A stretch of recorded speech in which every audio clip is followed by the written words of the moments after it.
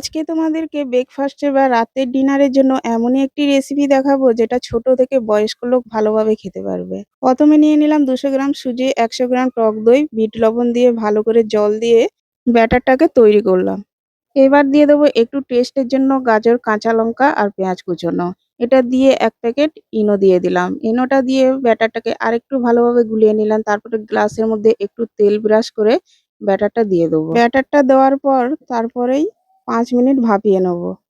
ঢাকনা দিয়ে ভাপিয়ে নেওয়ার পর 5 মিনিট পরে ঢাকনাটা তুলে তারপরেই দিয়ে দেবো উপরে একটু চিজ আর চিলি ফ্লেক্স। 2-1 মিনিট আবারও ভাপিয়ে নেওয়ার পর চিজটা ভালোভাবে গলে গেলে তৈরি হয়ে যাবে হেলদি টেস্টি একটা খাবার। খুব কম সময়ের মধ্যে এই খাবারগুলো সুন্দরভাবে তৈরি হয়ে যায়। তোমাদেরকে এর আগেও বলেছি এইসব খাবারগুলো খেতেও খুব দারুণ হয়। চিজটা দেওয়ার কারণে আরো একটু বেশি টেস্টি হয়েছিল।